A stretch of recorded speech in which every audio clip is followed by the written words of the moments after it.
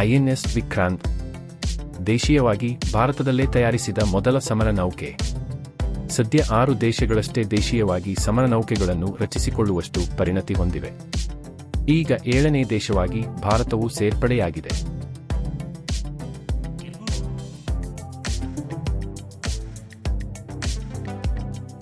ಇದು ಮೊದಲನೇ ನೌಕೆ ಏನಲ್ಲ.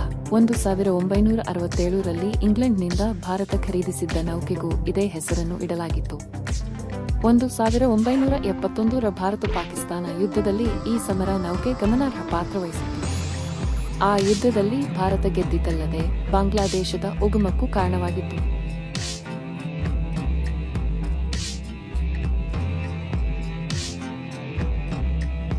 ಸದ್ಯ ಜಗತ್ತಿನಲ್ಲಿ America, England, Russia, China, France, Japan ದೇಶಗಳು ಮಾತ್ರ ದೇಶೀಯವಾಗಿ ಸಮರನೌಕೆ ನಿರ್ಮಾಣ ಮಾಡುವ ಸಾಮರ್ಥ್ಯ ಹೊಂದಿವೆ. ಈಗ ಭಾರತವು ಈ ದೇಶಗಳ ಸಾಲಿಗೆ ಸೇರಿದೆ.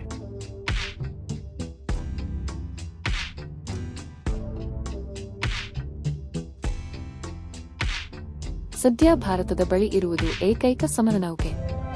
ಇದರ ಹೆಸರು INS ವಿಕ್ರಮಾದಿತ್ಯ. ರಷ್ಯಾದಿಂದ ಇದನ್ನು ಖರೀದಿ ಮಾಡಿ 2013ರಲ್ಲಿ ಭಾರತೀಯ ಸೇನೆಗೆ ಸೇರ್ಪಡೆ ಮಾಡಲಾಯಿತು.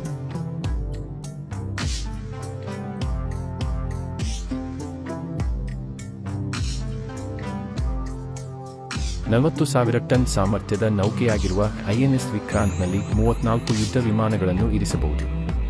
ಅಂದರೆ ಸಮರ ವಿಮಾನಗಳು ಮತ್ತು ಹೆಲಿಕಾಪ್ಟರ್ಗಳಿಗೂ ಇದು ಜಾಗ ಒದಗಿಸುತ್ತದೆ. ಮೇಲ್ಮೈ ವಿಸ್ತೀರ್ಣ 2 ಫುಟ್ಬಾಲ್ ಮೈದಾನದಷ್ಟು ಇದೆ. ಪ್ರಮುಖವಾಗಿ ರಷ್ಯಾದ ಮಿಗ್ ವ್ಯವಕಲನ 26 ಸಮರ ವಿಮಾನಗಳು, ಖಮೋವ್ ವ್ಯವಕಲನ 31 ಏರ್ ಅರ್ಲಿ ವಾರ್ನಿಂಗ್ ಹೆಲಿಕಾಪ್ಟರ್ಗಳನ್ನು ಇದರಲ್ಲಿ ಬಳಕೆ ಮಾಡಬಹುದು. ಅಮೆರಿಕ ನಿರ್ಮಿತ INS ವ್ಯವಕಲನ 60R ಮಲ್ಟಿರೋಲ್ ಹೆಲಿಕಾಪ್ಟರ್ಗಳನ್ನು ಬಳಕೆ ಮಾಡಬಹುದು. ದೇಶೀಯವಾಗಿ ನಿರ್ಮಿಸಲಾದ ಲಘು ಸಮರ ಹೆಲಿಕಾಪ್ಟರ್ಗಳ ಹಾರಾಟ ನಡೆಸಬಹುದು. INS ವಿಕ್ರಾಂತ್ ಅನ್ನು 76% ದೇಶೀಯವಾಗಿ ನಿರ್ಮಿಸಲಾಗಿದೆ. ಇದಕ್ಕೆ ಒಟ್ಟಾರೆಯಾಗಿ 23,000 ಕೋಟಿ ರೂಪಾಯಿಗಳು ವೆಚ್ಚವಾಗಿವೆ.